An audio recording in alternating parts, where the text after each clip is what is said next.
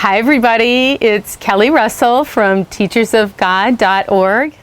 I'm so happy to have you here with me today, and my topic is from chapter 12 of the CE edition of A Course in Miracles called The Sanity of Love, and specifically part 1, which is interpreting the motives of others, and part 2, which is fear as a call for love. And I don't know about you, but I have always had a little bit of trouble with the idea of interpreting attack, or what feels like an attack, as a call for love. Especially when you're in the throes of it, it can feel really not like a call for love. It can feel like an attack, and it can feel like somebody is hurting your feelings or disrespecting you, or saying something deliberately to get a certain reaction from you, or whatever other kind of face that we put on it. And I'm certainly not immune from this. And yet, the reason I teach is to learn. And so I was checking out these two, part 1 and part 2 of this chapter, and a couple of things stood out for me. So the first thing is that we give everything all the meaning that it has for us, as the Course in Miracles says, and interpreting the actions of one of our brothers is no exception to that. So what the Course tells us is that it's not what is said to us that it is affecting us. It's the meaning that we make of it. It's how we interpret it. And so if we're interpreting, if something's not feeling good to us that somebody is saying or doing, the meaning that we are making of it in our lives is what is causing us to suffer. And we are not reliable interpreters of the world, because we are coming as being in the world. This is an ego world. This is a construction of the ego. And we're coming from a place of fear. And particularly when we're in conflict with a brother, we are coming from a place of fear. And so the interpretation that we're going to put on everything, the lens through which we're going to see it, is one of fear. And if we are looking through the lens of fear, then we are going to see everything as an attack. And why do we do that? We do that because we're already in a place of guilt, thinking that we have separated from our God. And so if we come from a place of feeling like we're separate from God, feeling alone, that's going to make us fearful, and that's why we appear to come from a place of fear often. So that's the first thing, is that we're interpreting everything that happens. So when that happens and you're already in it, that's already gone down, and now you're already in conflict and you're polarized, what the Course in Miracles is telling us to do is to see attack, or see our brother as calling for love. What the Course says is that we are only capable of feeling two things: love or fear. If we're feeling love, great. If something feels like an expression of love to us, great. And we feel wonderful, and it feels warm and lovely, and we don't have an issue with that. But the Course tells us that when something feels like an attack, it is actually a call for love from a brother. And as I said previously, this is something that I've sort of had some difficulty with.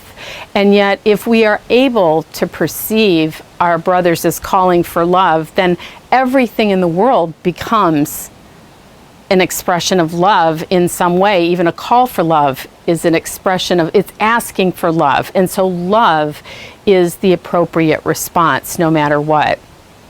And this can be really difficult when you're in the throes of it. It can be very hard to remember that this brother who's in front of my face, that is right up in my grill, that is insulting me or saying mean things to me or saying stuff that is painful, or abandoning me, or whatever it is that they're doing, this is a call for love, and yet that's what the Course is telling us to do. And that if we are able to see the brother as calling for love, and we are able to extend love to our brother, then we are able to extend love to ourselves. It's only through us extending love to our brother that we can actually open ourselves to the love of God. And as long as we are judging a brother and keeping him at arm's length, seeing him as attacking us, we are going to feel that same projection toward God. So this is a shortcut to the peace of God. And so I had this experience happen to me. I had written about 1,300 words of this blog yesterday, and then I found myself in the middle of a conflict with a brother who is very close to me and whom I love very much, and kind of forgot everything that it was about.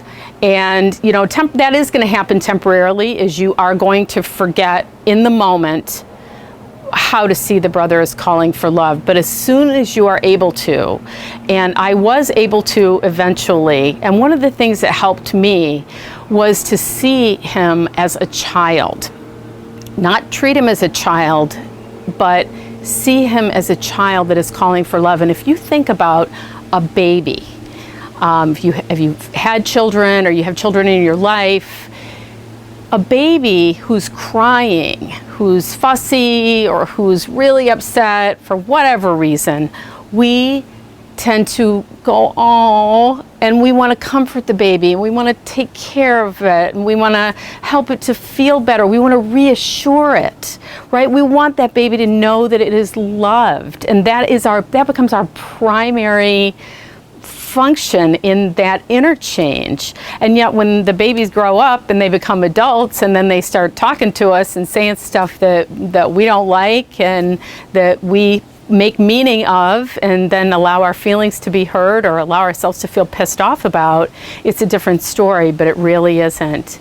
And so that's one of the things I'm going to encourage you to try the next time that your buttons are pushed, or the next time you are activated and you're feeling attacked and you're making some kind of meaning out of what's going on in your life, is for you to be able to, when you're able to take a breath, when you're able to get quiet, to see that brother or your spouse or your teenager or your boss or whomever it is in your life, see them as a little child, see them as innocent, see them as a baby who isn't able to communicate temporarily in any other way except what feels like an attack to you, but seeing it as a call for love, as if they're saying, please love me, please help me, please reassure me, please tell me that I'm lovable, please tell me that I'm not terrible, that I'm not guilty, and see if that will soften you, see if that will allow you to come from a place of compassion.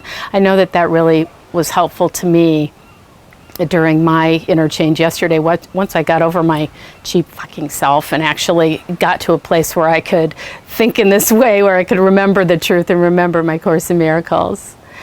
So I want to thank you for being with me today, and I'm going to encourage you to go and read Chapter 12, Part 1 and 2, and read the rest of the blog, and that's what it will be about.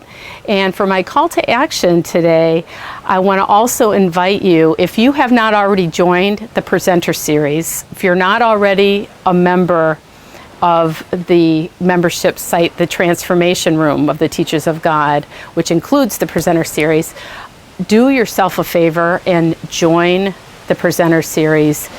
The cart will be open this week, and I'm so excited because the next presenter is Robert Perry. And for those of you who don't know Robert Perry, he is the editor and the person responsible for putting together the CE edition of the Course in Miracles that came out in 2017. The Purple Book, as it is known, and he's a tremendous teacher, and I'm really looking forward to his presenter topic and what he has to say about it. So I invite you to do the same. And again, thanks so much for being here with me, and please leave me a comment on the blog. I read everyone. I love you. Namaste.